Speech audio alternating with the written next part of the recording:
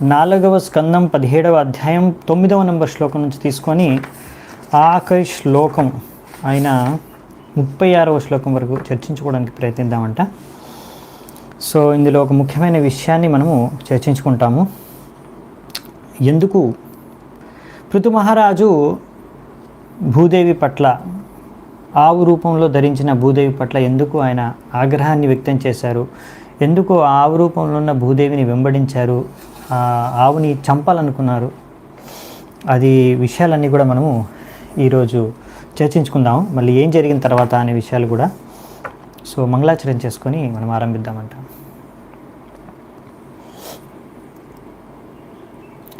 ఓం అజ్ఞానతిమిరాంధస్య జ్ఞానాంజనాశలాకయా చక్షురున్మిళితం యేన తస్మై శ్రీగురవే నమః.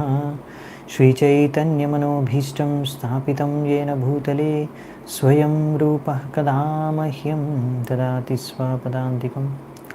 వందేహం శ్రీగురూన్ శ్రీయుతాపదకమలం శ్రీగురూన్ వైష్ణవాంశ్చ శ్రీరూపం సాగ్రజాతం సహగణరఘునాథాన్వితాం తం సజీవం సాద్వైతం సావధూతం పరిజనసహితం కృష్ణచైతన్యదేవం శ్రీరాధాకృష్ణపాదాన్ సహగణలలితా శ్రీవిశాఖాన్వితాంశ్చ నమా ఓం విష్ణుపాదాయ కృష్ణప్రేష్ఠాయ భూతలే శ్రీమతే భక్తివేదాంత స్వామినితి నామినే. నమస్తే సారస్వతే దేవే గౌరవాణి ప్రచారిణే నిర్విశేషశూన్యవాది పాశ్చాత్యదేశతారిణే. నమో మహావదన్యాయ కృష్ణప్రేమప్రదాయతే కృష్ణాయ కృష్ణచైతన్య నామినే గౌరత్విసే నమః. హే కృష్ణ కరుణా సింధు దీనబంధు జగత్పతే గోపేశ గోపికా కాంత రాధాకాంత నమోస్తుతే. తప్త కాంచన గౌరాంగీ రాధే వృందావనేశ్వరీ వృషభానుసుతే దేవి ప్రణమామి హరిప్రియే. నీలాచల నివాసాయ నిత్యాయ పరమాత్మనే బలభద్ర సుభద్రాభ్యాం జగన్నాథాయ తే నమః. వాంఛాకల్పతరుభ్యశ్చ కృపా సింధుభ్య ఏవ చ పతితానాం పావనేభ్యో వైష్ణవేభ్యో నమో నమః. జయ శ్రీకృష్ణ చైతన్య ప్రభు నిత్యానంద శ్రీ అద్వైత గదాధర శ్రీవాసాది గౌరభక్తవృంద. హరే కృష్ణ కృష్ణ కృష్ణ హరే హరే హరే రామ రామ రామ హరే హరే. హరే కృష్ణ. 9వ శ్లోకం నుంచి మనము ఆరంభిస్తున్నాం చర్చ. మైత్రేయ ఉవాచ యదాభిషిక్తః పృథురంగ విప్రైర్ ఆమంత్రితో జనతాయశ్చ పాలః ప్రజానిరన్నేక్షితి పృష్టయేత్య క్షుత్క్షామదేహా పతిమభ్యవోచన్. ఇప్పుడు మైత్రేయుని ఏం చెప్తున్నారంటే, ఓ విదుర, ఆ సమయంలో ఏం జరిగిందంటే పృథు మహారాజుని అక్కడున్న ఋషులు మునులు బ్రాహ్మణులు అందరూ కూడా ఎవరైతే ఆయన్ని పట్టాభిషేకం చేసి రాజుగా ఘోషించేశారో, మహారాజుగా, ఆయన ఇప్పుడు అందరి ప్రజల్ని సంరక్షించే మహారాజుగా, ఆ సమయంలో అసలు రాజ్యంలో కరువు కాటకాలు నడుస్తున్నాయన్నమాట. అంటే తినడానికి ఆహారం కూడా లేదనమాట ప్రజల దగ్గర. ప్రజలు ఆహారం లభించక, తినడానికి తిండి లభించక వాళ్ళు బక్కచిక్కిపోయారనమాట ఆకలితో.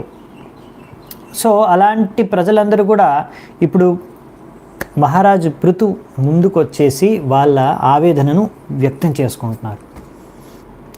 సో మీరు అర్థం చేసుకోవచ్చు ఎటువంటి పరిస్థితుల్లో పృథు మహారాజుని పట్టాభిషేకం చేసి మహారాజుగా ఘోషించారు. ఎందుకంటే అప్పుడు అంత అవసరం ఉంది కాబట్టే అలా వేనరాజు నుంచి పృథు మహారాజుని సృష్టించి ఇప్పుడు పృథు మహారాజు పట్టాభిషేకం చేశారు మహారాజుగా. సో ఇప్పుడు వెంటనే ప్రజలు ఈ విషయాన్ని అర్థం చేసుకొని ఇప్పుడు మమ్మల్ని రక్షించే ఆదుకునే నాథుడు ఉన్నాడనేసి వెంటనే మహారాజు పృథు దగ్గరకు వచ్చేసి వాళ్ళ యొక్క బాధను ఆవేదనను వ్యక్తం చేసుకుంటారు. సో ఈ విధంగా ఒక రాజు చాలా అవసరం అన్నమాట. సో బ్రాహ్మణులు ఈ విధంగా సమాజంలో అందరికన్నా ఉన్నత స్థాయిలో ఉంటారు, వాళ్ళు సరైన రాజుని ఎన్నుకుంటారు. ఇప్పుడు వాళ్ళ కారణంగానే ఋషులు మునులు బ్రాహ్మణులు వీళ్ళందరే కలిసి పృథు మహారాజుని మళ్ళీ మహారాజుగా పట్టాభిషేకం చేశారు. ఇంకా అసలు రాజు లేని పరిస్థితిలో ఇలా పృథుమహారాజు అవతరించేలా వాళ్ళు అన్ని రకాల ప్రయత్నాలు చేసి వేనం రాజు యొక్క శరీరం నుంచి పృథుమహారాజు అవతరించేలా చేశారు. సో అందుకని ఇలా బ్రాహ్మణులు ఉండాలి, మళ్ళీ ఇలా ప్రజల్ని రక్షించడానికి, పాలించడానికి, వాళ్ళకి కావాల్సిన ఆహారాన్ని, ఇవన్నీ సదుపాయాలన్నీ ఇవ్వడానికి, పోషించడానికి రాజు కూడా అవసరం. ఇవి ధాన్యాలన్నింటినీ పండించడానికి, ఆవుల్ని సంరక్షించడానికి, వైశ్యసు వాళ్ళందరికీ సహాయం చేయడానికి, శూద్రులు వీళ్ళందరూ అవసరం. సో వర్ణాశ్రమం అనేది చాలా ముఖ్యమైనది. ఇది మనిషి సృష్టించింది కాదు, ఇది భగవంతుడు సృష్టించింది. భగవద్గీతలో చతుర్వర్ణం మాయా సృష్టం, చాతుర్వర్ణ్యం మాయా సృష్టం అనేసి భగవంతుడు స్వయంగా కృష్ణుడు చెప్తాడు భగవద్గీతలో. అంటే 4 వర్ణాలు నేను సృష్టించాను. సో ఇది మనుషులు సృష్టించింది కాదు, ఇది భగవంతుడు సృష్టించింది. అందుకనే ఇది చాలా సరిగ్గా పాటిస్తే సమాజం భౌతికంగా కూడా సమృద్ధిగా, సంతోషంగా, శాంతిపూర్వకంగా ఉంటుందన్నమాట, శాంతి భద్రతలతో. సో అందుకనే ఇక్కడ మనం చూస్తున్నాము. సో ఈ విధంగా బ్రాహ్మణులు సరైన మార్గదర్శనం చేసేవారు రాజుకి, తద్వారా రాజు సరిగ్గా పరిపాలన, పోషణ అని చూసుకునేవారు ప్రజలకి. సో ఈ విధంగా ఇది ఒక పర్ఫెక్ట్ సోషల్ సిస్టమ్ అన్నమాట. అంటే ఈ వర్ణాశ్రమం అనేది ఇది అనుకూలమైన వాతావరణాన్ని సృష్టిస్తుంది వ్యక్తులకి భక్తి చేసుకోవడానికి, భగవంతుడిని ఆరాధించుకోవడానికి. అది ముఖ్యమైన లక్ష్యం. ఎలాగైనా జీవించవచ్చు కదా, వర్ణాశ్రమ పద్ధతి ద్వారానే ఎందుకు జీవించాలి వ్యక్తి సమాజంలో? ఎలాగైనా జీవించుకోవచ్చు కదా, ఎలాగైనా జీవించుకోవచ్చు. కానీ ఇప్పుడు జీవిస్తున్నారు జనాలు ఆ జీవన శైలి విధానం ద్వారా అది అనుకూలంగా లేదు భక్తి చేసుకోవడానికి. చాలాసార్లు జనాలకి టైం లేదు భక్తి చేసుకోవడానికి, భాగవతం క్లాస్ వినడానికి. అవునా, చాలాసార్లు వాళ్ళు టైంకి వినలేరు భాగవతం క్లాస్. ఎందుకంటే వాళ్ళ జీవన శైలి, వాళ్ళు చేసే ఉద్యోగం కానీ, వ్యాపారం కానీ, వాళ్ళు చేసే భౌతిక కార్యాలు ఏంటంటే అవి అనుకూలంగా లేవు కృష్ణ భక్తికి చేసుకోవడానికి. చాలాసార్లు వాళ్ళు పనిచేసే వాతావరణం అనుకూలంగా ఉండదు. అక్కడ 4 ఏవైతే నియమాలు ఉన్నాయో అవన్నీ జనాలన్నీ భంగపరుస్తూ ఉంటారు. సో అలాంటి కార్యాలు జరిగే స్థలాల్లో వెళ్ళి పనిచేస్తూ ఉంటారు. సో అది అనుకూలమైన వాతావరణం కాదు, సరైన సాంగత్యం ఉండదు. సో ఈ విధంగా అర్థం చేసుకోవడానికి మనకు చాలా సులువు. ఎప్పుడైతే మనము మన జీవిత లక్ష్యం భగవద్ధామం చేరుకోవడం, భగవంతుడిని ప్రేమించడం, భగవంతుడిని మనం ప్రసన్న చేయడం, అది మన జీవిత లక్ష్యం అయితే అప్పుడు మనము ఇవన్నీ విషయాలకి మనం ప్రాముఖ్యతనిస్తాము, వీటిని అర్థం చేసుకోగలం సరైన దృష్టికోణంతో. లేకపోతే మనం అనుకుంటాం ఇప్పుడు చేస్తున్న విధంగా పనిచేస్తే ఎక్కువ డబ్బులు వస్తున్నాయి కదా అని. సో డబ్బులు సంపాదించడమో లేకపోతే అలాగా జీవితం గడపడమో అది జీవిత లక్ష్యం కాదనమాట. అలా కుక్కలు, పందులు, పిల్లులు అన్నీ కూడా గడుపుతున్నాయన్నమాట. వాళ్ళు ఏమి చదువుకోలేదు, వాళ్ళు ఏ ధర్మాన్ని పాటించవు, అయినా కానీ అవి హాయిగా వాటికి కావాల్సిన తిండి అన్నీ దొరుకుతున్నాయి, అన్నీ చేసుకుంటున్నాయి కార్యాలు.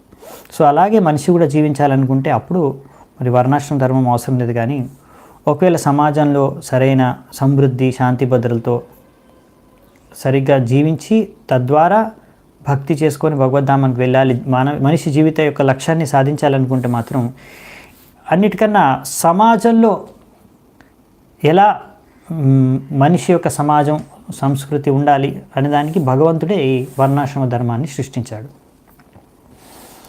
వయం రాజన్ జాతరేనాభితప్త యథాగ్నినా కోట్టరస్తేన వృక్షాః త్వామద్య యాతా శరణం శరణ్యం యస్సాధితో వృత్తికరః పతిర్నః తన్నో భవానీ హతురతవేన్నం క్షుధార్తితానాం నరదేవదేవ యావన్ననంక్ష్యామః ఉజ్జితోర్జ వార్తాపతిస్త్వం కిల లోకపాలః. సో ఇప్పుడు ప్రజలందరూ ఆకలితో వాళ్ళందరూ బక్కగా అయిపోయారు, మరి చిక్కిపోయారు అందరూ. ఆకలితో వాళ్ళకి ఇప్పుడు మండిపోతున్నాయి కడుపు. సో వాళ్ళందరూ ఇక్కడ అదే రాశారనమాట. ఎలాగైతే ఒక చెట్టు లోపల అగ్ని అంటుకుంటుందో, లోపల అంటే చెట్టు యొక్క ఇది ఉంటుంది కదా, చెట్టు యొక్క ట్రంక్ లోపల ఒక్కొక్కసారి ప్లేస్ ఉంటుంది. ఆ ప్లేస్లో ఒకవేళ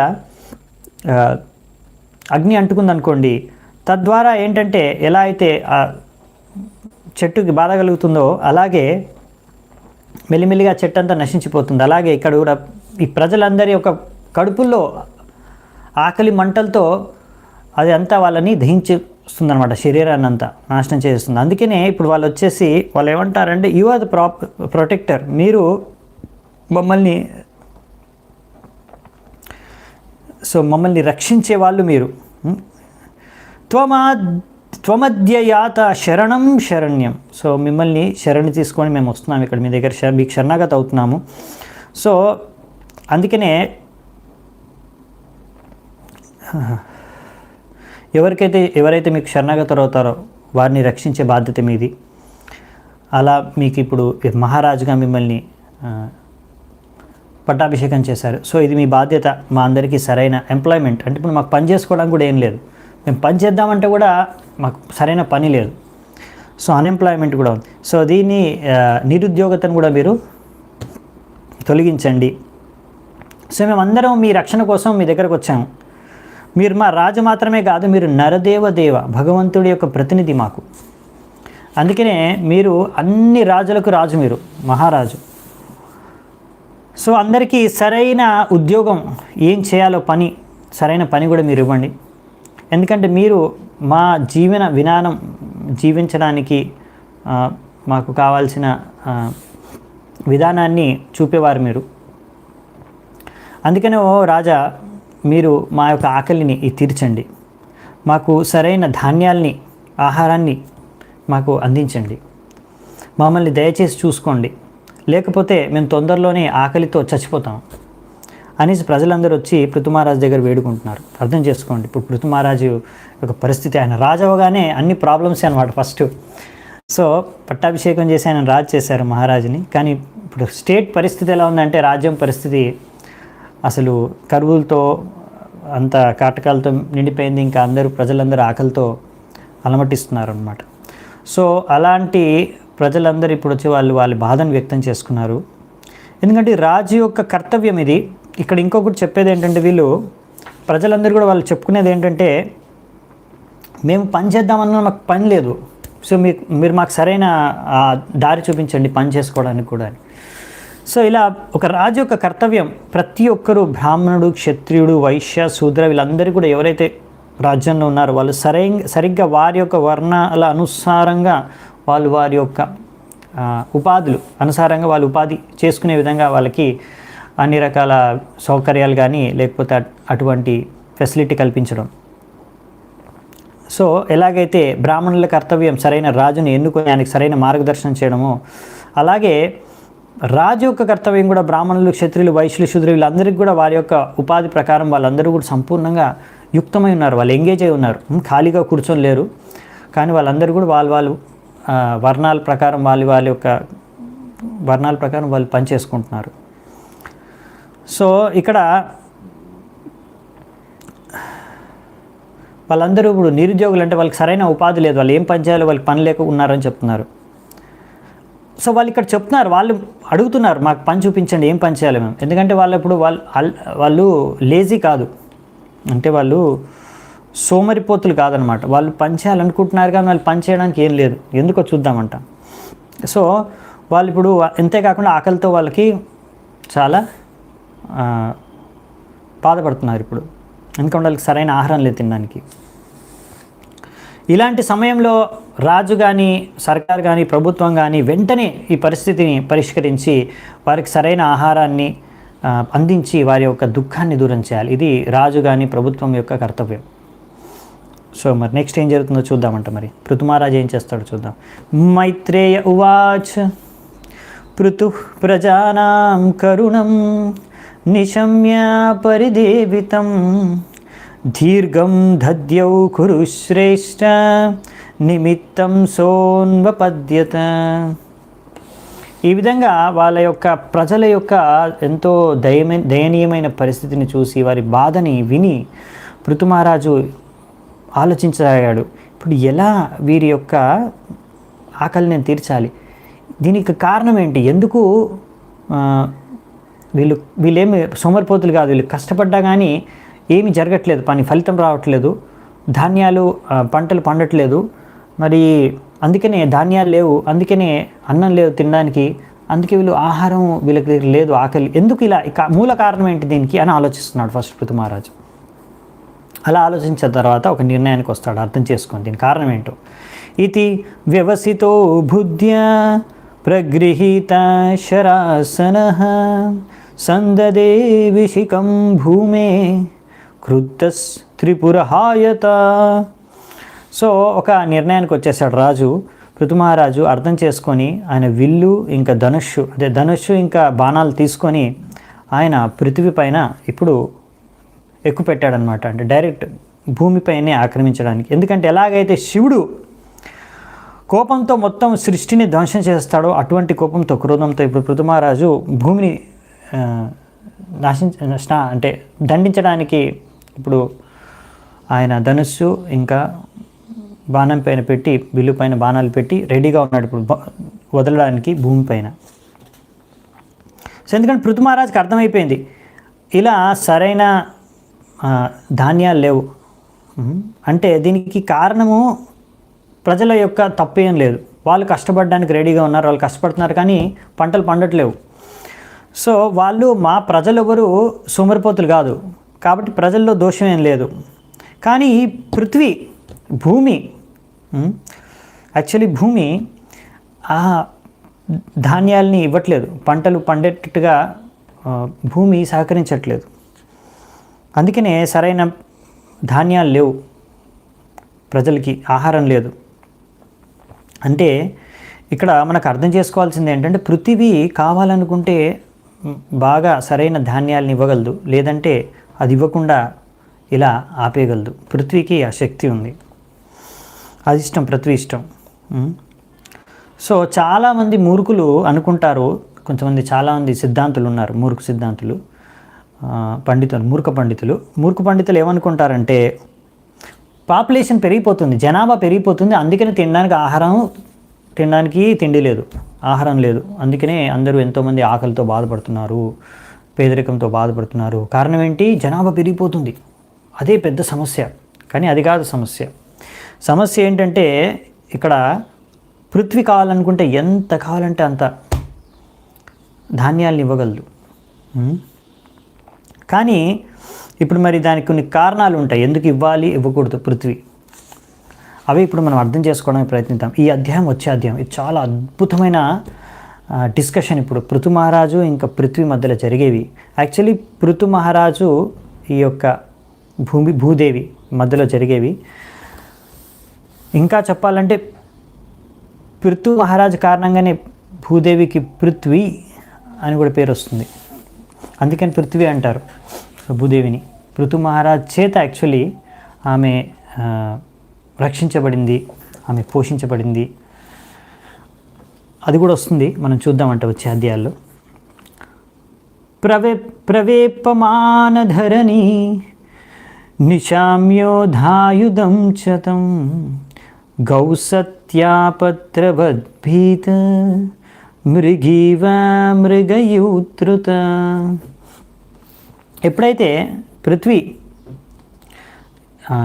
భూమి చూసిందో పృథు మహారాజు, అరే ధనుషు బాణాలు తీసుకొని ఇప్పుడు నాపైనే ప్రహారం చేస్తున్నారు, నన్నే చంపడానికి ప్రయత్నిస్తున్నారు, నన్నే నాశనం చేయడానికి ప్రయత్నిస్తున్నారని వెంటనే భయపడిపోయింది. భూదేవి భయపడిపోయి భూమి ఏం చేసిందంటే వెంటనే భయపడుతూ వెంటనే అక్కడి నుంచి పారిపోవడానికి, ఎలాగైతే ఒక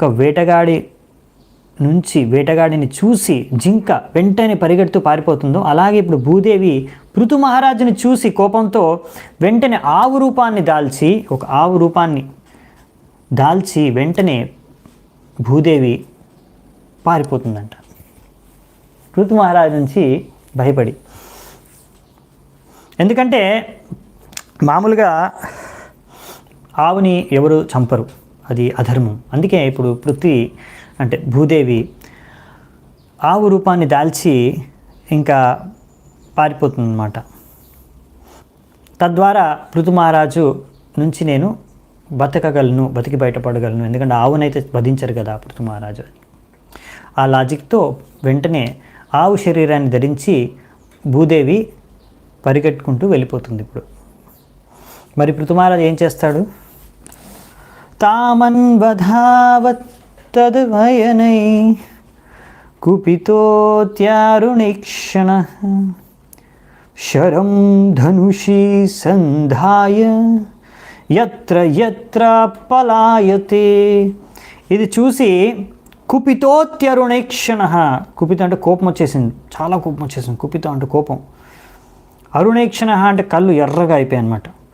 అరుణ అంటే సూర్యుడు ఉదయించే సమయంలో రెడ్డిష్గా ఉంటాడు కదా, అలా ఆ కలర్లో ఇప్పుడు కళ్ళు ఎర్రగా అయిపోయినాయి కోపంతో.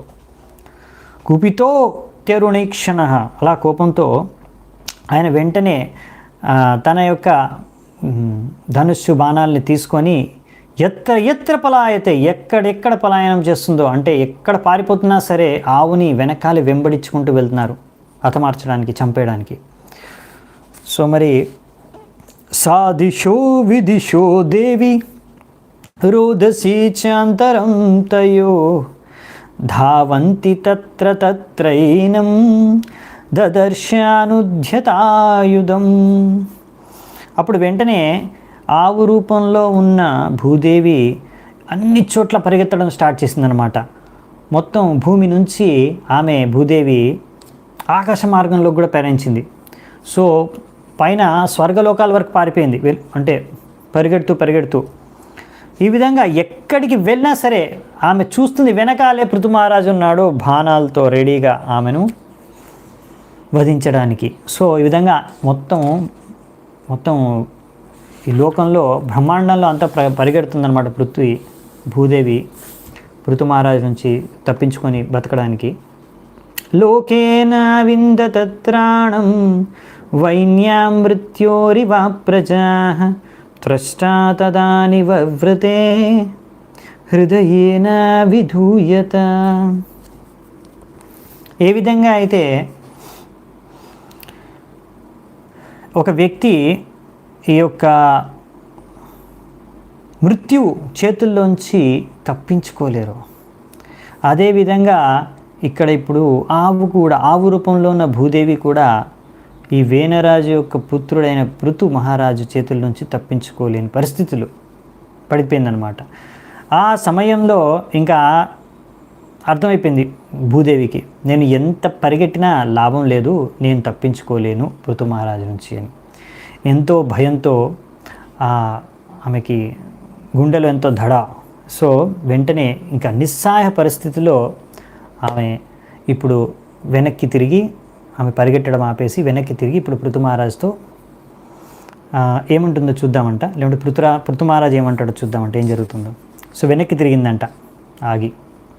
ఉవాచ చ మహాభాగం ధర్మజ్ఞాపన్నవత్సల త్రాహి మామపి భూతానాం పాలనే వస్థితో భవాన్.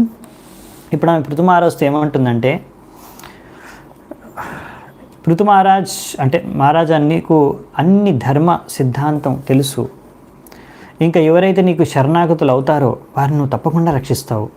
సో తప్పకుండా నన్ను కూడా రక్షించు, నేను నీకు శరణాగతులు అవుతున్నాను.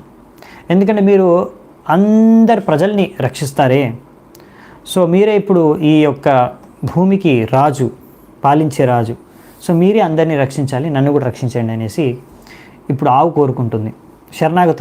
శరణాగతం తీసుకుంటుందన్నమాట.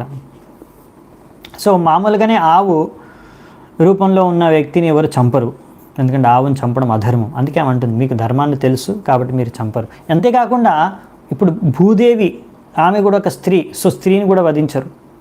సో అలా భూదేవి ఆవు స్త్రీ అయినా ఆమెను వధించరు కనుక అదే గుర్తు చేస్తుందన్నమాట పృథు మహారాజుకి, మీరు నన్ను చంపడానికి ప్రయత్నిస్తున్నారు కానీ నేను ఒక ఆవుని, సరే నేను ఆవు రూపంలో ఉన్న ఒక స్త్రీని, సో స్త్రీని ఆవుని మీరు వధించకూడదే, సో అందుకనే మీ శరణం తీసుకుంటాను నేను, మీరే నన్ను రక్షించాలి ఇంకా మరి, ఎందుకంటే మీరేగా ధర్మాన్ని రక్షించేవాళ్ళు కాబట్టి మీరు నన్ను రక్షించాలి, మీరే అందరు ప్రజల్ని రక్షిస్తారు, ఈ భూమికి రాజు మీరే, సో మీరు నన్ను రక్షించాలి అనేసి ఇప్పుడు ఒక విధంగా నేను మీకు మేము మీ శరణంలో ఉన్నాం కాబట్టి మీరు నన్ను రక్షించాలని కోరుకుంటుంది. ఇప్పుడు మరి పృథు మహారాజు ఏమంటారో చూద్దామా. సత్వం జిగాంససే కస్మాత్ దీనామకృతా కిల్బిషాం అహనిష్యత్ కథం యోషాం ధర్మజ్ఞ ఇతి యో మతః. ఆవు రూపంలో ఉన్న భూదేవి వెంటనే ఈ రాజుతో ఇలా కోరుకుంటుందన్నమాట, నేను చాలా పేదదాన్ని అండ్ నేను ఏ పాపం చేయలేదు, ఇంకా మరి మీరు నన్ను ఎందుకు చంపాలనుకుంటారో నాకు అర్థం కావట్లేదు.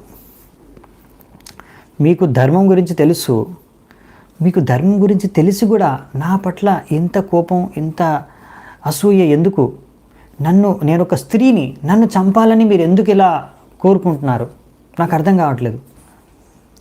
సో పృథు మహారాజ్ కూడా అర్థం కావట్లేదు ఎందుకు భూదేవి ప్రజల తప్పు లేకున్నా, ఆయన తప్పు లేకున్నా, ఎవరి తప్పు లేకున్నా ఆమె ధాన్యాల్ని, అంటే పంటలు పండించట్లేదు, అంటే ఆహారాన్ని, ధాన్యాల్ని ఇవ్వట్లేదు. సో ఆహారాన్ని ఇవ్వట్లేదు, ఏ విధమైన ఆహారాన్ని ప్రజలకి అందజేయట్లేదు. అందుకే పృథు మహారాజు చంపడానికి వస్తున్నారు భూదేవిని. సో భూదేవికి అర్థం కావట్లేదు, నన్ను ఎందుకు చంపుతున్నా, నేనేం తప్పు చేశాను, నేనేం పాపం చేశాను. సో ఈ విధంగా ఇక్కడ రెండు విధాలుగా ఇప్పుడు భూదేవి కోరుకుంటున్నారు. ఒకటి, నేను స్త్రీని, ఆవుని, సో మీరు నన్ను చంపకూడదు, ధర్మాన్ని తెలిసిన వారు. అంతేకాకుండా నేను ఏ పాపం చేయలేదు, నన్ను ఎందుకు చంపుతున్నారు, నన్ను ఎందుకు చంపాలనుకుంటున్నారు? సో ఇలా ప్రశ్నిస్తుంది, శరణాగతం కూడా అవుతుంది, ఇంకా అలాగే ప్రశ్నిస్తుంది కూడా. ప్రహరంతి న వై స్త్రీషు కృతాగస్వపి జంతవః కిమ్ముతా త్వద్విదా రాజన్ కరుణా దీనవత్సలాః. ఇంకా చెప్తుంది, ఒకవేళ ఒక స్త్రీ అయ్యి ఉండి కూడా, నేను స్త్రీని, సరే ఒకవేళ ఒక స్త్రీ పాపము చేసినా కానీ ఎవ్వరు కూడా ఆమె మీద చెయ్యి వేయరు. అటువంటిది నువ్వు ఒక రాజు అయ్యి ఉండి నువ్వు అందరి పట్ల కరుణ చూపాల్సిన వాడివి. కరుణా దీనవత్సలః, నువ్వే అందరినీ రక్షించవలసింది, నువ్వే ఎవరైతే పేదవారో వాళ్ళందరినీ ఆదుకునేది. సో నువ్వేలా నన్ను చంపడానికి ప్రయత్నిస్తే ఇంకా మరి నాకేం దిక్కు అనేసి ఇక్కడ ఆవు వ్యక్తం చేస్తుంది, ఆవు యొక్క ఆవేదనను భూదేవి. మాం విపాత్య రాజం నావం యత్ర విశ్వం ప్రతిష్ఠితం ఆత్మానం చ ప్రజాశ్చేమాః కథం అంబసి దాస్యసి. తో ఇప్పుడు ఆవు రూపంలో ఉన్న భూదేవి ఏమంటుందంటే, ఓ రాజా, నేను ఒక పడవ లాంటి దాన్ని, ఇంకా ఈ యొక్క ప్రపంచంలో ఉన్న అన్నీ కూడా నాపైనే నించొని ఉన్నాయి, నేనేం వాటికి ఆధారం. అంటే భూమి దగ్గర మనం అందరం నించొని ఉండేది, అన్ని జీవరాశులు, అన్ని పక్షులు, పశువులు, మనుషులు అందరూ కూడా. సో ఒకవేళ నువ్వు నన్నే ముక్కలు చేసేస్తే మరి నువ్వు కూడా మునిగిపోతావు, అన్ని జీవరాశులు, మనుషులు అందరూ కూడా మునిగిపోతారు. ఎందుకంటే కిందేముంది, గర్భోదాక సముద్రం, అంతే కదా. సో మరి ఇక్కడ అందరూ నివసించే భూమినే మీ ఆధారం. నేను పడవ లాంటి దాన్ని, కింద గర్భదాక సముద్రం అయితే నేను పడవ లాంటి దాన్ని. సో నన్ను మీరు ముక్కలు చేసి చంపేస్తే, నాశనం చేసేస్తే మరి మీరు ఎక్కడి నుంచి ఉంటారు, ప్రజలందరూ ఎక్కడి నుంచి ఉంటారు, మీరందరూ మునిగిపోతారు గర్భదాక సముద్రంలో. సో మీరు నించున్న పడవనే మీరు నాశనం చేయాలనుకుంటున్నారు అనేది ఇప్పుడు అర్థం చేయించడానికి ప్రయత్నిస్తుంది పృథు మహారాజుకి భూదేవి. సో ఇప్పుడు మరి పృథు ఏమంటారు, పృథు మహారాజు ఏమంటే, అయ్యో తప్పు అయిపోయింది అనుకుంటారా అని అనుకుంటారా? అలా ఏమనరు. పృథు మహారాజు కూడా సరైన జవాబిస్తారు. ఎందుకు ఆయన ఈ ఆవు రూపంలో ఉన్న భూదేవిని చంపాలనుకుంటున్నారు, ఇంకా అసలు ఆయన ఎవరు అని పరిచయం కూడా చేపిస్తారు. ఇప్పుడు భూదేవి అంటుంది, నన్ను చంపేస్తే మీకు కూడా ఆధారం ఉండదు, మీరు మునిగిపోతారు గర్భదాక సముద్రంలో అని. సో పృథు మహారాజు సరైన సమాధానం ఇస్తారు. ఇంకా ఆవు చేసిన తప్పేంటో కూడా చెప్తారు. సో ఇప్పుడు మరి ఇప్పటివరకు చూస్తే మీకు అనిపిస్తుంది ఆవు అంతా మాట్లాడింది, అంత పర్ఫెక్ట్గా మాట్లాడింది అంటుంది కదా. కానీ ఇప్పుడు పృథు మహారాజు ఇచ్చిన సమాధానం తర్వాత మీకు అర్థమవుతుంది, ఓ పృథు మహారాజు కరెక్ట్ అని. పృథురువాచ వసుదే త్వాం వదిష్యామి మచ్చాసన పరాన్ముఖీం భాగం బర్హిసి యా వృంక్తే నతనుతి చను వసు. సో పృథు మహారాజు ఇప్పుడు పృథ్వీతో ఇలా అంటున్నారు, అంటే భూదేవితో అంటున్నారు, ఓ నా ప్రియమైన భూదేవి, నువ్వు నా యొక్క ఆదేశాలని ఉల్లంఘించావు, నువ్వు ఒక దేవతా రూపంలో ఉండి యజ్ఞాల్లో అర్పించిన భాగాన్ని నువ్వు స్వీకరించి దానికి బదులుగా తగ్గట్టుగా ధాన్యాల్ని ఏవైతే నువ్వు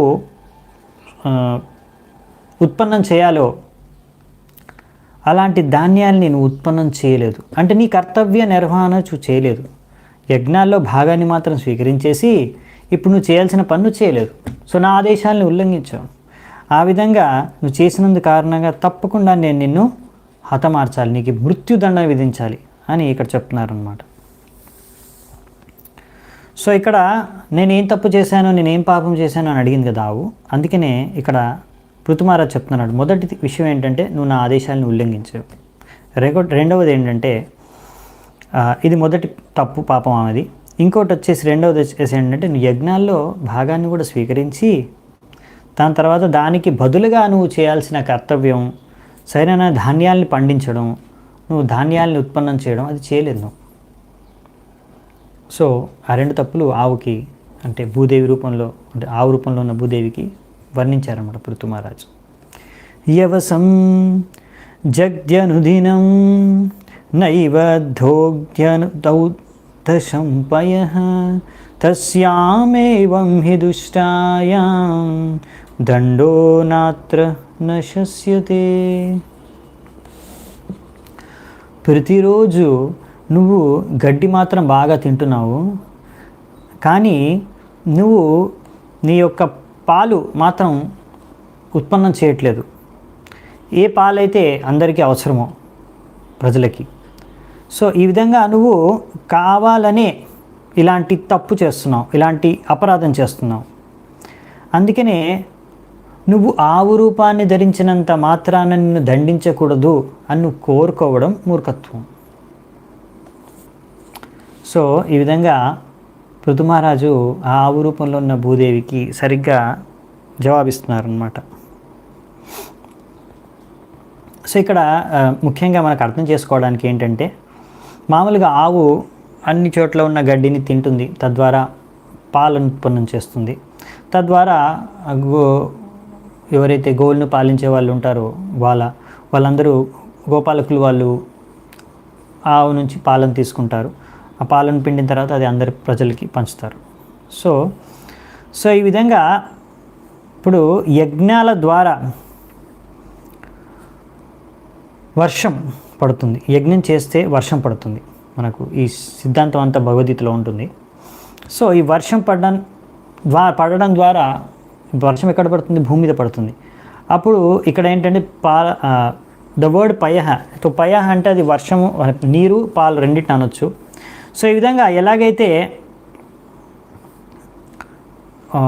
యజ్ఞాల ద్వారా ఈ విధంగా ఇంద్రుడు తన షేర్ భాగం తీసుకొని ఆయన వర్షాలు ఇస్తాడు, అవునా? అలాగే ఎలాగైతే ఆవు గడ్డిని తిని పాలిస్తుంది, అలాగే ఇప్పుడు భూదేవి ఆమె యజ్ఞాల యొక్క ఆమె షేర్ తీసుకుంది, భాగం తీసుకుంది. దాని తర్వాత ఆమెకి ఇప్పుడు ఆ ధాన్యాల్ని పండించాలి, ఉత్పన్నం చేయాలి ధాన్యాలన్నింటినీ. కానీ ఆ విధంగా ఆమె ఆవు గడ్డి తిన్నట్టు తినేసింది. అంటే ఇప్పుడు ఆవు రూపంలో ఉంది కాబట్టి అలా చెప్తున్నాను ఇక్కడ ఉదాహరణ. సో ఈ విధంగా ఆమె భాగం యజ్ఞాల్లో తీసుకోవాల్సింది గ్రహించేసింది. ఇప్పుడు పాలను ఇవ్వట్లేదు, అంటే ధాన్యాన్ని ఉత్పన్నం చేయట్లేదు. సో అది చేసిన తప్పు. సో అందుకనే నేను నిన్ను దండించడం అనేది సరైనదే అని పృథుమహారాజు చెప్తున్నారు. నువ్వు ఆవు రూపంలో ఉన్నంత మాత్రం నిన్ను దండించకుండా వదిలేయాలనుకోకూడదు, అది మూర్ఖత్వం ఇదే. త్వం కల్వోషధి బీజాని ప్రాక్సృష్టాని స్వయంభువ నమున్న చస్యాత్మరుద్ధాని మామవజ్ఞాయ మందదీహి. నువ్వు నీ యొక్క బుద్ధి జ్ఞానాన్ని కోల్పోయావు. నేను ఆదేశం ఇచ్చిన తర్వాత కూడా నువ్వు ఏవైతే ఔషధాలు ఇంకా ఏవైతే ధాన్యాలు నువ్వు ఉత్పన్నం చేయాలో, ప్రజలకు ఇవ్వాలో, ఏవైతే బ్రహ్మదేవుడు దానికి కావాల్సిన బీజాలని అన్నిటినీ కూడా నీలో ధర్తిలో ఉంచాడో ఆ బీజాలన్నీ నువ్వు అలాగే దాచేసుకుంటున్నావు. దాని నుంచి సరైన నువ్వు ఉత్పత్తిని పెంపొందించట్లేదు అనేసి ఇక్కడ పృథుమహారాజు చెప్తున్నారనమాట. సో ఈ విధంగా మనము పృథుమహారాజు యొక్క ఈ ఉదాహరణ ద్వారా, ఇలాంటి వ్యవహారం ద్వారా ఏం నేర్చుకోవచ్చు అంటే, ఎప్పుడైతే ఇలాంటి కరువు కాటకాలు ఉంటాయో సమాజంలో, అలాంటి సమయంలో ఇలా ప్రభుత్వం యొక్క అధిపతి ఎవరైతే ఉన్నారో, రాజు కానీ, సో సరైన స్టెప్స్ తీసుకోవాలన్నమాట. సరైన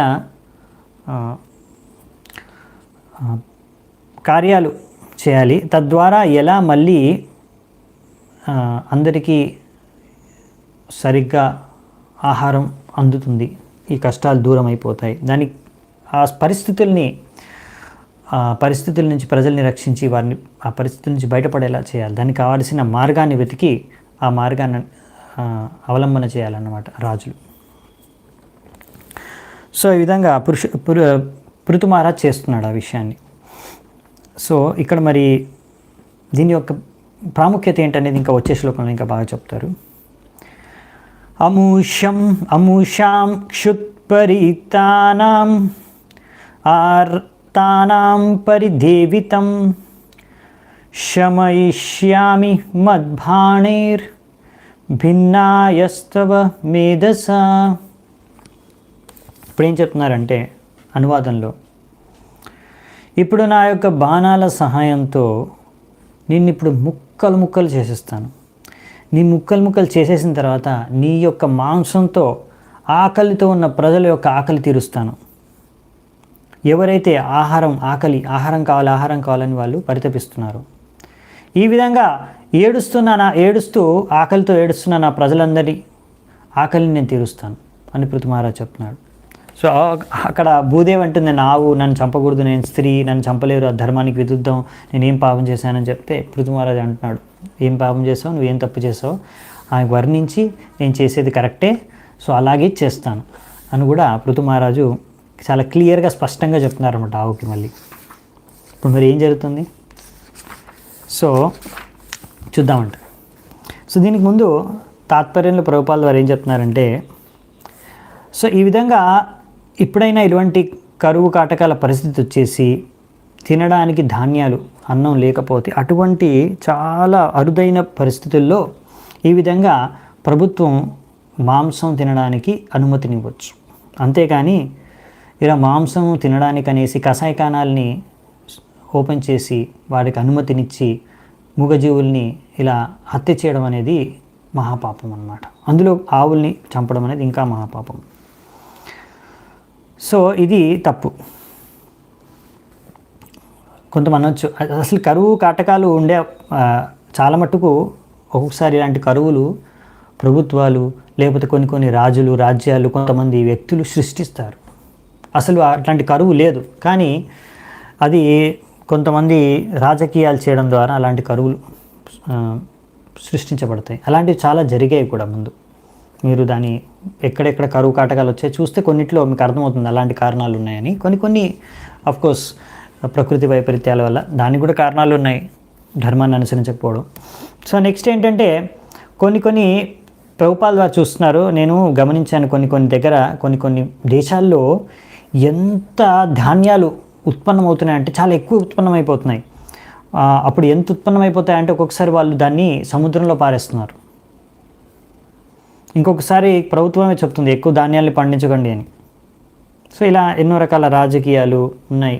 ఎన్నోసార్లు ధాన్యాలు పండుతాయి, లేకపోతే రకరకాల ఎన్నో ఆహార పదార్థాలు ఉంటాయి, వాటిని అన్నింటినీ మార్కెట్లో రానికుండా రకరకాల విధాలుగా దాన్ని దాచేయడం, దాన్ని రకరకాల రాజకీయాలు చేయడం, ఇవన్నీ చాలా నడుస్తూ ఉంటాయి. దాని ద్వారా మీకు చాలాసార్లు మార్కెట్లో తినడానికి ఏదైనా మంచి ఆహారం లభించకపోవచ్చు, లేకపోతే రేట్ చాలా ఎక్కువ ఉండొచ్చు, ఇలాంటి చాలా రకాలన్నీ జరుగుతూ ఉంటాయి అన్నమాట. ఇవన్నీ లాభాల కోసం అనేసి కొంతమంది వ్యాపారవేత్తలు కానీ రాజకీయ నాయకులు కానీ ఇవన్నీ చేస్తూ ఉంటారు ఇలాంటి కార్యాలు. తద్వారా సామాన్య ప్రజలందరూ బాధపడుతూ ఉంటారు అన్నమాట. అందుకనే ఇక్కడ మనకి ప్రభుపాల వారు చెప్తున్నారు, అందుకనే మొత్తం పృథ్వీ, ఎందుకంటే ఒక్కొక్క దేశంలో ఒక్కొక్క ఉత్పత్తి పెరుగుతుంది. సో అందుకని మొత్తం ప్రపంచాన్ని, అంటే మొత్తం దేశాన్ని, భూమిని అంతా శాసించే ఒకే ప్రభుత్వం, ఒకే రాజు ఉంటే అప్పుడు వాళ్ళు సరిగ్గా ఏదైతే ధాన్యం ఉత్పన్నమవుతుందో అది అందరికీ సరిగ్గా పంచే విధంగా వాళ్ళు ఆ బాధ్యత తీసుకొని అందరికీ పంచగలరు. అప్పుడు ఎక్కడ కూడా కరువు కాటకం అనేది ఉండదు. అప్పుడు ఎక్కడ కూడా కషాయఖానాలు తెరిచే అవసరం లేదు. ఈ విధంగా ఇంకా ఇలాంటి అపసిద్ధాంతాలు, జనాభా పెరిగిపోయింది అందుకనే తినడానికి తిండి దొరకట్లేదు అనేసి ఇలాంటి అపసిద్ధాంతాలని సృష్టించి దాన్ని ప్రచురణ చేయాల్సిన అవసరం లేదు. పుమాన్ యోషిత్ ఉత క్లీబ ఆత్మసంభావనోదమః భూతేషు నిరనుక్రోశో నృపానాం తద్వధూవదః. ఏ క్రూరమైన వ్యక్తి అయినా సరే, ఒకవేళ అతను మనిషి అయినా సరే, స్త్రీ అయినా సరే, పురుషుడైనా సరే, స్త్రీ అయినా సరే, అతను పురుషుడు స్త్రీ కాకుండా ఇంకో వ్యక్తి అయినా సరే, సో ఎవరైనా సరే ఒకవేళ అతను ఓన్లీ తన స్వార్థం గురించి ఆలోచిస్తాడు, ఇంకా వేరే జీవరాశుల పట్ల అనుకంప దయ ఉండదో, అటువంటి వ్యక్తిని ఒక రాజు తప్పకుండా చంపేసేయాలి. సో అటువంటి వ్యక్తిని చంపడం ద్వారా దాన్ని ఎప్పుడు హత్య అన్నారు అటువంటి దాన్ని. అంటే ఇప్పుడు బేసికల్లీ ఇప్పుడు ఎంత భూదేవి ఎంత నిర్దయతో వ్యవహరిస్తుందంటే అక్కడ అందరూ ఆకలితో వాళ్ళు చచ్చిపోతున్నారు ప్రజలందరూ కూడా. అయినా కానీ ఆమె భూదేవి సరైన ఉత్పాదన చేయట్లేదు ఆహారాన్ని. అందుకనే పృథుమహారాజు అంటున్నాడు, అలాంటి వ్యక్తిని, ఇంకొకరి పట్ల దయ చూపిన వ్యక్తిని, తన స్వార్థం కోసం అటువంటి వ్యక్తిని, అంటే ఇప్పుడు యజ్ఞంలో తన భాగాన్ని స్వీకరించేసింది కదా, సో అందుకనే ఇప్పుడు పృథుమహారాజు అంటున్నాడు అనమాట. సో ఈ విధంగా తన స్వార్థం కోసం ఆలోచించే వ్యక్తిని మనం చంపేయచ్చు, దాన్ని చంపడమే అన్నారు, హత్య కాదు అది.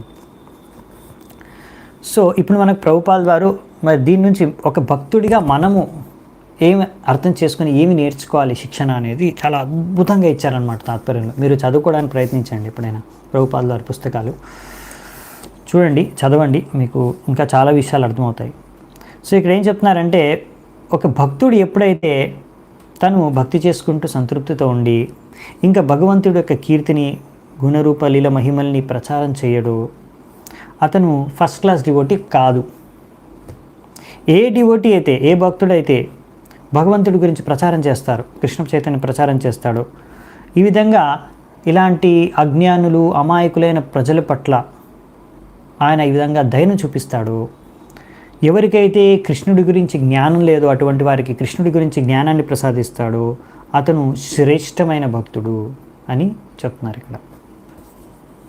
అందుకనే ప్రహ్లాద్ మహారాజు తన ప్రార్థనలు కూడా వర్ణిస్తారు, నాకు ఇప్పుడు భగవద్ధామానికి వెళ్ళడానికి ఒక్కడిని నాకు పెద్ద ఇంట్రెస్ట్ లేదు, నా బాధ అంతా ఇక్కడ ఉన్న వాళ్ళందరూ బద్ధజీవులందరూ వీళ్ళందరూ ఇక్కడ ఎన్నో కష్టాలని అనుభవిస్తున్నారు మోహమాయలో పడి, సో వీళ్ళందరినీ ఎలా ఉద్ధరించాలా అదే నా టెన్షను, నాకు ఇప్పుడు భగవద్ధామానికి వెళ్ళాలని ఇంట్రెస్ట్ లేదు అనేసి ప్రహ్లాద్ మహారాజు ముందే చెప్తారనమాట తన ప్రార్థనలో.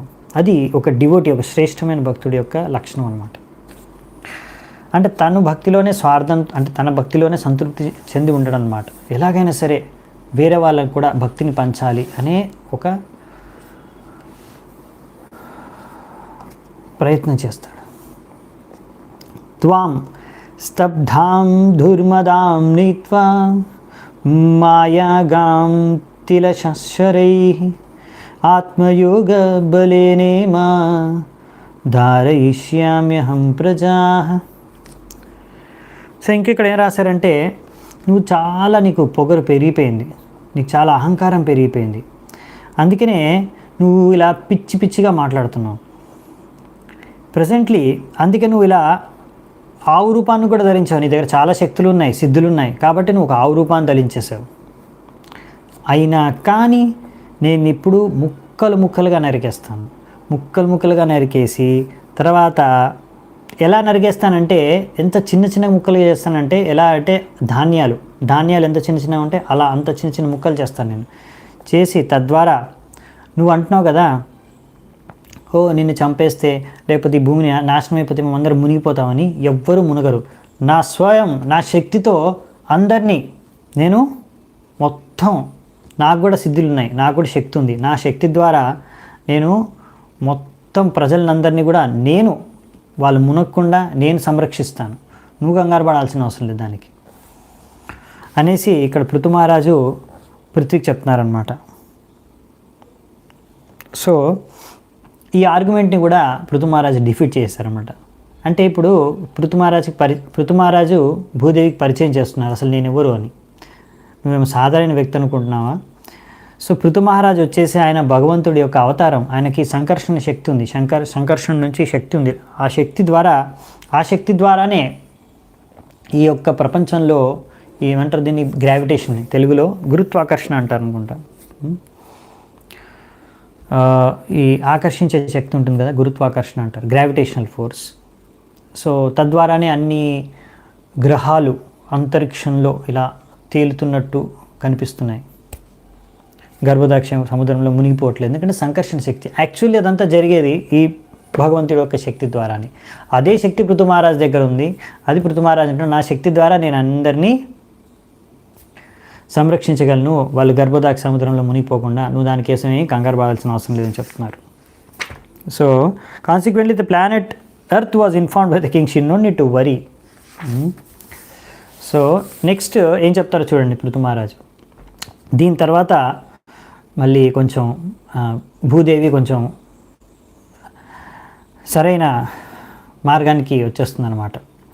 ఏవం మన్యుమయీ మూర్తిం కృతాంతం ఇవ బిభ్రతం ప్రణత ప్రంజలి ప్రాహ మహి సంజత వేపతు. ఈ సమయంలో పృథు మహారాజు యమరాజులా మారిపోయారు. ఆయన మొత్తం శరీరం అంతా కోపంతో నిండిపోయింది. ఇంకా చెప్పాలంటే క్రోధాన్ని యొక్క ప్రతి స్వరూపంగా మారిపోయారనమాట పృథు మహారాజు. ఇప్పుడు ఆ విధంగా పృథు మహారాజు చెప్పిన మాటల్ని విని ఇప్పుడు భూదేవి వణికిపోతుందన్నమాట భయంతో. వెంటనే 2 చేతులు జోడించి ఇప్పుడు మళ్ళీ ఇంకో రకమైన ప్రార్థన చేసుకుంటుంది భూదేవి. చూస్తారా ఏం ప్రార్థించుకుంటుందో. సో ఈ విధంగా భగవద్గీతలో భగవంతుడు అంటారు కదా, మృత్యు సర్వహరశాహం. ఎవరైతే ఆయన్ని నమ్మరో అటువంటి వారికి మృత్యు రూపంలో నాస్తికులకి భగవంతుడు దర్శనమిస్తారు. సో అలాంటి నాస్తికుల్ని, అలాంటి అసురుల్ని భగవంతుడు అవతారం తీసుకొని వధిస్తాడు. హిరణ్యకశిపుని అలాగే వధించారు, అవునా? ఇంకా భక్తుల్ని రక్షిస్తారు. సో అలా నరసింహస్వామి రూపంలో హిరణ్యకశిపుని చంపేశారు, ప్రహ్లాదుని రక్షించారు. సో అందుకనే ఇక్కడ ఇప్పుడు మహారాజ్ పృథు ఈ విధంగా యమరాజులాగా ముందు నించొని ఉండగా ఇప్పుడు చాలా భయం వేస్తుందన్నమాట భూదేవికి. సో ఈ విధంగా భగవంతుడి అవతారాన్ని, భగవంతుడినే నిలదీసే ప్రయత్నం చేసిందనమాట భూదేవి. సో భగవంతుడినే నిలదీస్తే అప్పుడు మరి అంతా ఇంకా ఎవరు మిమ్మల్ని రక్షించలేరనమాట. హిరణ్యకశిపుని ఎవరు రక్షించగలిగారు? ఎవరు రక్షించలేకపోయారు. ఎందుకంటే భగవంతుడినే నిలదీశాడు. అందుకే మనము భగవంతుడికి శరణాగతం అవ్వాలి అనే విషయాన్ని ఇప్పుడు ఆవు రూపంలో ఉన్న భూదేవి కూడా అర్థం చేసుకొని ఇప్పుడు చూడండి ఏం చెప్తుందో. ధరోవాచ నమః పరస్మై పురుషాయ మాయయా విన్యస్తనానాతనవే గుణాత్మనే నమస్వరూపానుభవేన నిర్దుత ద్రవ్యక్రియాకారక విభ్రమోర్మయే. ఇప్పుడు భూదేవి ఏం ప్రార్థించుకుంటుందంటే, ఓ భగవంతుడా, నువ్వే పరమేశ్వరుడివి, భగవంతుడివి. నీ యొక్క స్థానం ఆధ్యాత్మిక స్థానం, ఉన్నతమైన స్థానం. సో నీ యొక్క భౌతిక శక్తి ద్వారానే నువ్వు ఎన్నో జీవరాశుల రూపంలో నీ భౌతిక శక్తి ద్వారా అన్ని రూపాలు సృష్టించావు. ఆ విధంగా అన్ని రూపాల్లో కూడా నువ్వు ఉన్నావు. ఇంకా ఈ మూడు గుణాల ద్వారా, ప్రకృతి ద్వారా ఎన్నో రకరకాల జీవరాశుల యొక్క శరీరాలని సృష్టించావు. వేరే వాళ్ళలా కాకుండా నువ్వు సంపూర్ణంగా, ఎంతోమంది రాజులు ఉండొచ్చు, ప్రభువులు ఉండొచ్చు, కానీ నీ స్థానం ప్రత్యేకం. నువ్వు అందరికన్నా ఉన్నతమైన స్థానంలో ఉంటావు. నీ మొత్తం భౌతిక సృష్టికే నువ్వు అతీతం. ఈ భౌతిక సృష్టి అంతా కూడా ఈ 3 గుణాల ప్రభావితంతో నడుస్తుంది, కానీ నువ్వు దానికి అతీతం. ఇంకా దీని ద్వారా నువ్వు ఏమాత్రం మాయ ద్వారా ప్రభావితం అవ్వవు అని ఇప్పుడు ప్రార్థనలు స్టార్ట్ చేసిందనమాట భూదేవి. బేసికలీ ఇప్పుడు నాకు అర్థమైపోయింది భగవంతుడు అవతారం, భగవంతుడు అని ముందుకు తెలుసు, కానీ ఇప్పుడు ఇంకా క్లియర్గా అర్థమైపోయింది భూదేవికి. సో ఇక్కడ భూదేవికి అర్థమైపోయింది, ఇప్పుడు రాజు పృథు మహారాజు నా పట్ల ఎంతో కోపంతో ఉన్నాడు, కాబట్టి ఇప్పుడు నేను ముందు ఆయన క్రోధాన్ని శాంతపరచాలి. దాని తర్వాత నేను ఏదైనా మంచి ఇప్పుడు ఏదైతే సంకటం ఆసనమే అంటే ఇప్పుడు ఏదైతే కరువు కాటకం వచ్చిందో దానికి సరైన సొల్యూషన్ కానీ సరైన మార్గాన్ని కానీ నేను తర్వాత చెప్పొచ్చు. ముందు ఫస్ట్ ఆయనని శాంతపరచాలి, దాని తర్వాత వేరే ఏదైనా మాట్లాడాలి. లేకపోతే ఇప్పుడు వేరే ఏం మాట్లాడినా ఆయన వినేడు, ఆయన చాలా క్రోధంలో ఉన్నాడు అనేసి ముందు ఆయన శాంతపరచడానికి ప్రయత్నిస్తుంది. ఏనాహం ఆత్మయతనం వినిర్మిత ధాత్రాయతోయం గుణసర్గ సంగ్రహ సయేవ మాం హంతుముదాయుధస్వరాత్ ఉపస్థితోన్యం శరణం కమాశ్రయే. సో ఇంకేమంటుంది భూదేవి, హే ప్రభు, మీరే మొత్తం సృష్టిని నడిపిస్తున్నారు, మీ అధ్యక్షతలోనే మొత్తం సృష్టి నడుస్తుంది, మీరే ఈ సృష్టిని కూడా సృష్టించారు, 3 గుణాలని సృష్టించారు, దాని తర్వాత నన్ను కూడా మీరే సృష్టించారు. ఈ భూదేవి ఈ భూమిని కూడా మీరే సృష్టించారు, దేనిపైన అయితే అందరు నించొని ఉన్నారో ఇప్పుడు. ఆ విధంగా మీరు సంపూర్ణంగా స్వతంత్రులు, మీరు భగవంతుడు. మీరు ఇప్పుడు నా ముందు ప్రత్యక్షంగా నించొని నన్ను చంపడానికి రెడీగా ఉన్నారు, మీ యొక్క అస్త్రాలతో మీరు రెడీగా ఉన్నారు. సో దయచేసి మీరే చెప్పండి, నేను ఇంకా ఎక్కడికి వెళ్ళాలి, నన్ను రక్షణ కోసం నన్ను రక్షించేదెవరు, నేను ఎవరిని శరణు తీసుకోవాలి, మీరే చెప్పండి దయచేసి అని ఇప్పుడు ప్రార్థించుకుంటుందన్నమాట. అంటే బేసికలీ ఇప్పుడు భూదేవి, నేను సంపూర్ణంగా మీకు శరణాగతం అయిపోయాను, శరణాగతం అవ్వాలనుకుంటున్నాను, ఇంకా నాకు వేరే దిక్కు లేదు, నన్ను రక్షించాలంటే మరి మీరే రక్షించాలి, లేకపోతే ఎవరు రక్షిస్తారు నన్ను అని ఇప్పుడు సంపూర్ణంగా వేడుకుంటుందన్నమాట పృథుమహారాజుని. య ఏతద్ ఆదావసృచ్చరాచరం స్వమాయయాత్మాశ్రయ వితర్కయయా తయైవ సోయం కిల గోప్తుముద్యతః కథం ను మాం ధర్మపరో జిగాంసతి. సృష్టి ఆరంభంలో మీరు అనేకమైన చర అచర అంటే కదిలేవి కదలని అన్ని రకాల జీవుల్ని సృష్టించారు మీ యొక్క శక్తి ద్వారా, అచింత్య శక్తి ద్వారా. అదే శక్తి ద్వారా మీరు ఇప్పుడు అన్ని జీవరాశుల్ని సంరక్షించడానికి కూడా సిద్ధమైపోయారు. మీరు అన్ని ధర్మాలని కూడా సంరక్షించేవారు మీరే, కానీ మీరు నన్నెందుకు చంపాలనుకుంటున్నారు, నేను ఒక ఆవు రూపంలో ఉన్నాను కదా అని మళ్ళీ వేడుకుంటుందన్నమాట భూదేవి. సో నెక్స్ట్, నూనం భతేశస్య సమీహితం జనైస్ తన్మాయయా దుర్జయయా కృతాత్మభిః న లక్ష్యతే యస్తు అకరోదకారయత్ యోనేకయేకః పరతశ్చ ఈశ్వరః.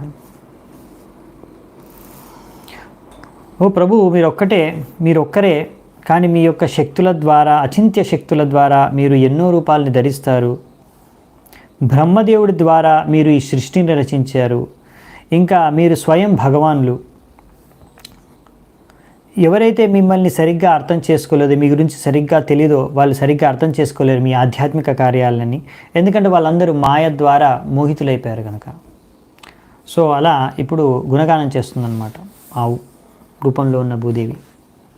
సర్గాదియోస్యానురునద్ది శక్తిభిర్ ద్రవ్య క్రియాకారక చేతనాత్మభిః తస్మై సమున్నత నిరుద్ధ శక్తయే నమః పరస్మై పురుషాయ వేదసే. ఓ ప్రభు, ఈ యొక్క శక్తుల ద్వారా మీరే ఈ మొత్తం ప్రతి ఒక్క సృష్టిలో ఉన్న ప్రతి ఒక్క ఎలిమెంట్, ధాతువుల్ని అన్నింటినీ కూడా సృష్టించారు, పంచమహాభూతాలని అన్నిటినీ కూడా. అంతేకాకుండా ఇంద్రియాలని, ఇంకా ఇంద్రియాలని ద్వారా పనిచేసే వర్కర్స్ ఆఫ్ ద సెన్సెస్, దాని ద్వారా పనిచేయించే వాళ్ళు, దానికి నియంత్రించే దేవతలు, ఇంకా బుద్ధి, అహంకారం అన్నీ కూడా మీరే సృష్టించారు. అందుకనే మీరే అన్నీ సృష్టించారు, మీరే అన్నిటిని పాలిస్తున్నారు, తర్వాత మీరే అంతా సంహరించేది కూడా. మీ యొక్క శక్తి ద్వారానే అంత సంభవం. ఒకసారి సృష్టి జరుగుతుంది, ఒకసారి పాలన జరుగుతుంది, తర్వాత సంహారం జరుగుతుంది. అందుకే మీరే భగవంతుడు, అన్నిటికీ మీరే కారణం. అందుకే మీకు నా ప్రణామాలు అర్పించుకుంటున్నాను అనేసి ఇక్కడ భూదేవి ప్రణామాలు అర్పించుకుంటుంది. సో మనకి ప్రభుపాల్ ద్వారా ఒక విషయం చెప్తున్నారు. మోడర్న్ ఎలక్ట్రానిక్స్, ఇప్పుడు అన్నీ చాలా ఎలక్ట్రానిక్స్ ఒక బటన్ నొక్కితే అన్నీ అయిపోతుంటాయి, అవునా? సో ఈ విధంగా ఒక బటన్ నొక్కగానే ఎన్నో కార్యాలు జరిగిపోతుంటాయి మెషిన్లలో. ఒక బటన్ ఆన్ చేస్తే మెషిన్ పని చేసుకుంటూ వెళ్ళిపోతుంది. అలాగే భగవంతుడు కూడా ఇక్కడ ఇలాంటి ఒక సృష్టి, ప్రకృతిని సృష్టించి బటన్ ఆన్ చేశారు, అది ప్రకృతి నడుచుకుంటూ వెళ్ళిపోతుంది. ఈ విషయాన్ని మనం అర్థం చేసుకోవాలి.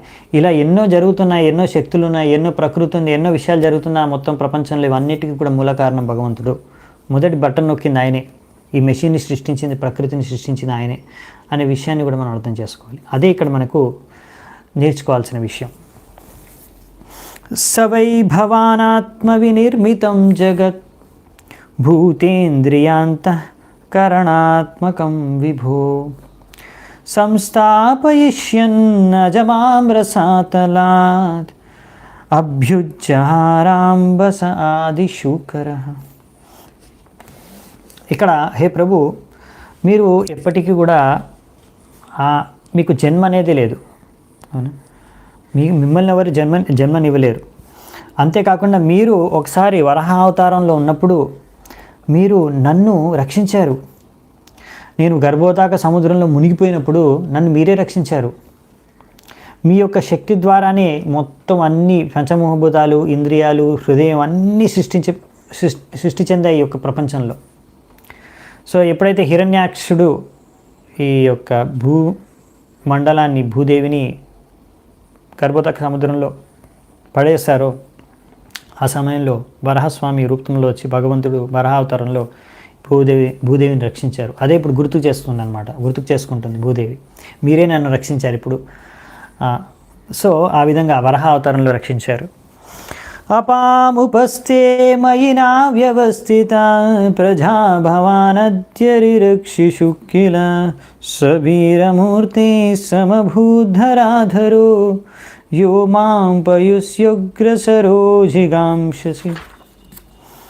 హే ప్రభు, అందుకనే ఈ విధంగా మీరే ఒకసారి నన్ను రక్షించిన వారు. అందుకనే మీరు నన్ను రక్షించినందు కారణంగానే నాకు మీ పేరు ధరాధర అని మీ పేరు ప్రఖ్యాతి చెందింది.